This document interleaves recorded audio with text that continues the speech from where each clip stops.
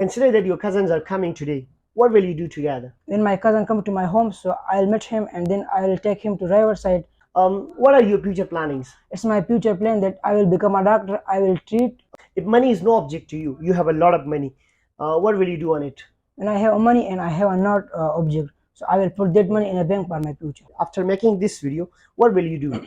After this video, I will go home and I will play cricket with my friends and then I will study for my exam. If you are trying to learn English, in this video, you will learn how to speak English. Welcome to the third part of the video.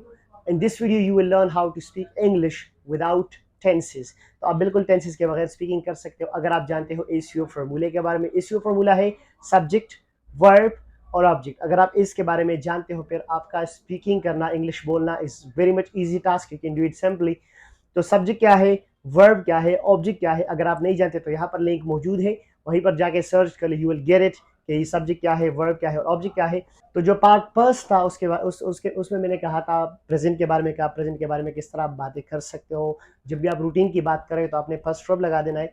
जब आप past किसी को अपना story बता रहे हो तो आपने सेकंड वर्ब लगा देना है. आज जो हमारा क्लास है वो है फिर से स्पोकन पर, लेकिन अब इस क्लास में हम पढ़ेंगे कि हम फ्यूचर के बारे में अगर आप बात करें, मतलब आने वाले वक्त के बारे में आप बात कर रहे हो तो आप कौन सा स्ट्रक्चर लगाओगे. तो ये तो आप मैं आपको क्लियर कर दूं कि जो वर्ब है इसकी फर्स्ट वर्ब लगेगा, मतलब फर्स्ट फॉर्म इसकी लगेगी.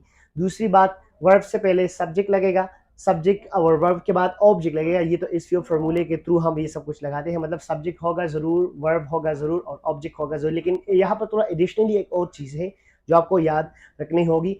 वो यही है कि अगर आप फर्स्ट वर्ब लगा लेते हो तो फर्स्ट वर्ब हम प्रेजेंट में भी लगा लेते हैं, फ्यूचर में भी लगाते हैं, तो फिर तो कंफ्यूजन हो जाती है. तो इसीलिए अगर आप फर्स्ट वर्ब लगा लेते हो तो फर्स्ट वर्ब के साथ साथ आप वेल ही लगाओगे. मतलब आप कहोगे I will go home, I will make the video, तो मैं वीडियो बनाऊंगा. फ्यूचर की बात हो रही है तो सब्जेक्ट लगाना है, फिर वेल लगा देना है. वेल के साथ शल भी लगाना है, कभी वेल कभी शल. वेल शल दोनों में फर्क क्या है वो बाद में बताऊंगा. तो पहले सब्जेक्ट, उसके बाद वेल शल, उसके बाद फर्स्ट वर्ब और फिर ऑब्जेक्ट. तो ये आपकी स्ट्रक्चर बन जाएगी. जो ये स्ट्रक्चर इस्तेमाल होगी फ्यूचर के लिए, जब आप किसी भी चीज़ के बारे में बात करें जो अभी नहीं हुआ है, ना होता है, बल्कि होने वाला होता है या होगा, तो फिर आप ये स्ट्रक्चर इस्तेमाल करेंगे. दूसरी बात, वेल शल कहाँ पर लगाएंगे, तो शल तब इस्तेमाल करें जब आप किसी भी सेंटेंस में स्ट्रेस दे रहे हो, मतलब जोर दे रहे हो, ताकीद किसी चीज़ पर दे रहे हो, तो फिर आपने शल इस्तेमाल कर देना है. अगर आप स्ट्रेस वगैरह नहीं दे रहे, मतलब आप नॉर्मल सी बात करें, तो फिर आपने वेल का इस्तेमाल ही कर देना है. तो स्ट्रक्चर क्या रहेगी, सब्जेक्ट, वेल शल, फर्स्ट और ऑब्जेक्ट. या बिल्कुल क्लियर कर दो कि सेकंड वर्ब पास्ट के लिए, फर्स्ट और प्रेजेंट के लिए भी, फ्यूचर के लिए भी. लेकिन फ़र्क ये है कि इस फर्स्ट वर्ब के साथ अगर आप वेल लगा लो पहले तो ये फ्यूचर की स्ट्रक्चर बन जाएगी. अभी मैं थोड़ा प्रैक्टिस कर देता हूँ मिस्टर अल्ताफ के साथ. And he has been my student for I think 2 months something like that, and he has learn English from me. So मैं अभी इसके साथ थोड़ा प्रैक्टिस कर दूंगा. तो इससे चलिए थोड़ा बहुत क्वेश्चंस कर देता हूँ अबाउट फ्यूचर के बारे में. what will he do after making this video, और उसके साथ साथ और भी उसके बारे में जान लेंगे.